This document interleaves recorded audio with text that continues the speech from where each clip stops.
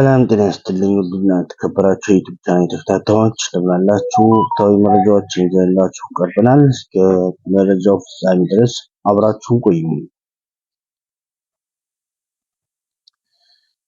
ለአዲስ አበባም በትናንትናው ዕለት የሰላም ሚኒስቴር ሀገራዊ የሰላም ግንባታና ብሔራዊ መግባባትን ለመፍጠር ያለመ የምክክር መድረክ ከክልልና ከፌዴራል ምክር ቤቶች ጋር እያካሄደ መሆኑን አስታውቋል።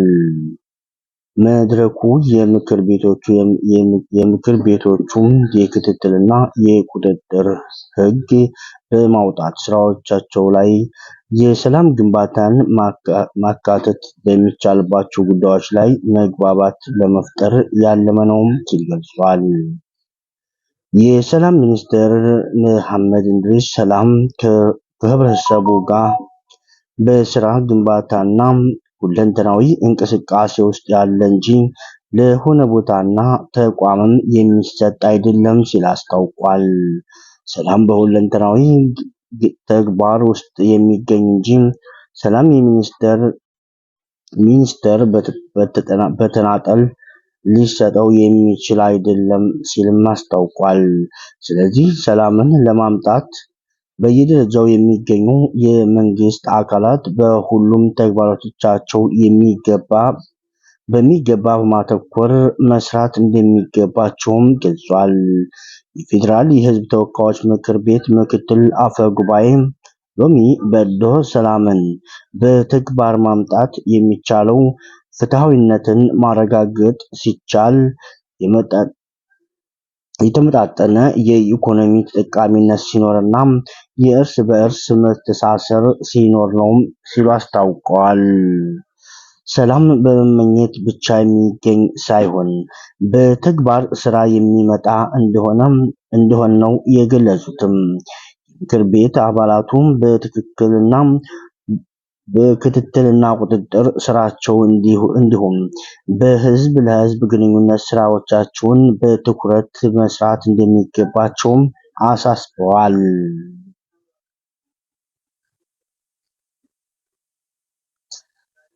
በሌላ ዜናም ከአዲስ አበባ ወደ ደሴ እንዲሁም ኮምቦልቻ የሚደረግ የአየር መንገድ በአሁኑ ሰዓት በደሴና አካባቢዋ ባለው ለበረራ አመቺ ያልሆነም የአየር ጸባይ ምክንያት በዛሬው ዕለት ከትናንትና ጀምሮ እናም ከዛሬ ነገን ጨምሮ ላልተወሰነ ጊዜ በረራ ማቋረጡን አስታውቋል። ከሜትሮሎጂ የተገኘው መረጃ መሰረት የአየር ጸባዩ የተስተካከለ በረራዎች ወደ መደበኛ አገልግሎታቸው የሚመለሱበትን ጊዜ እንደሚያሳውቁ የአየር መንገዱ ገልጿል። በአገልግሎት መቋረጥም ለሚፈጠሩ መጉላላቶች ከወዲሁ ይቅርታ የጠየቀው የአየር መንገዱም ላልተወሰነ ጊዜም በአየር ጸባይ ምክንያት በረራ ማድረጉንም ማቋረጡን አስታውቋል።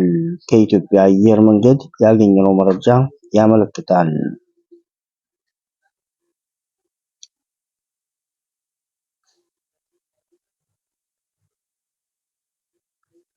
በሌላ ዜና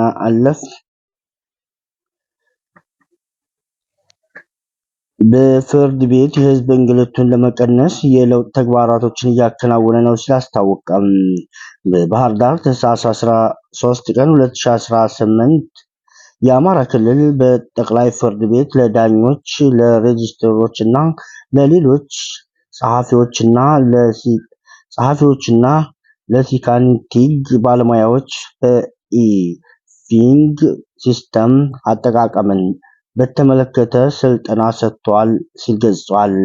የአማራ ክልል ጠቅላይ ፍርድ ቤት የፍርድ ቤታችን አገልግሎት አሰጣጥ በማዘመን ወጪና ጊዜ ቆጣቢ በማድረግ ላይ ይገኛል ሲል ገልጿል። ጠቅላይ ፍርድ ቤቱም ከሚተገብራቸው የለውጥ ስራዎች መካከል የኢፊንግ ሲስተምን በማዘመን በተለያዩ የሶፍትዌሮች የሚሰራው ሲስተሙ ተገልጋዮችን ፍርድ ቤት ሳይቀርቡ በአቤቱታቸውን ባሉበት እንዲታይ የሚያደርግም ነው ሲሉ ገልጸዋል። ወደ ክፍሎቻቸውና ቦታቸው በሰው ይንቀሳቀሱ የነበሩ መዛግብትን በሲስተም መላክ የሚያስችል አሰራር ነው ሲሉ ገልጸዋል። የአማራ ክልል ጠቅላይ ፍርድ ቤት ፕሬዝዳንት ለዓለምተ ግድያው በስልጠናው ማጠቃለያ ባስተላለፉት መልእክት የዘመናዊ ዳኝነት አገልግሎት አማራጮችን ዋና ዓላማ ተደርጎ ይሰራበታል ሲል ገልጿል። ከአማራ ኮርፖሬሽን ያገኘነው መረጃ።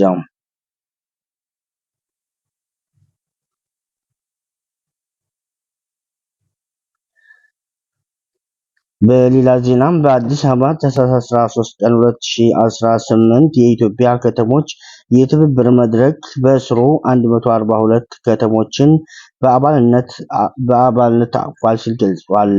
ከተሞቹ አንዱ ከሌላው ያላቸውን ተሞክሮ እንዲለዋወጡ ያደረገ ይገኛል ሲልም ገልጿል። በዚህ ዓመትም ሀገሪቱ የተለያዩ ከተሞችን የስራ ፈላጊዎች በተገኙበት የኢትዮጵያ ከተሞች የኮሪደር ልማት አተገባበርን በተመለከተ ውይይት አካሂዷል። በውይይቱም የኮሪደር ልማት ለከተሞች አዳዲስ ገጽታዎች ያሳየ መሆኑን ተነስቷል። የድሬዳዋ ከተማ አስተዳደር የኮሪደር ልማት አስተባባሪ ወንዶሰን ጀንበሬ የኮሪደር ልማት ከተማውን በአዲስ የገነባ መሆኑንም አስታውቋል። ድሬዳዋ ከተማ ጥንታዊ ከመሆኗ ጋር ተያይዞም የመንገድ ግንባታ ተሽከርካሪ ተኮር እንደነበረ አንስተው በኮሪደር ልማት የመንገዱ ገጽታ የመቀየርና የመዝናኛ ቦታዎችን የመክፈት ስራዎችን መስራታቸውን አስታውቋል። የቆዩ መንገዶችንም አዳዲስ በመቀየር ስራ እየተከናወነ መሆኑን አስታውቋል። በተመሳሳይ የደብረ ማርቆስ ከተማ አስተዳደር የተቀዳሚ ምክትል ከንቲባ ተሾመ ዋለም የኮሪደር ልማት ለደብረ ማርቆስ ከተማ የተሻለ ገጽታ የፈጠረ መሆኑንም አንስቷል። በደብረ ማርቆስ ከተማ በዋና ከተማው መንገዶች ኮሪደር ልማት እየተገነባ መሆኑን አስታውቋል። የኮሪደር ልማቱን ለከተማው አዲስ ገጽታ የፈጠረ መሆኑንም ገልጿል።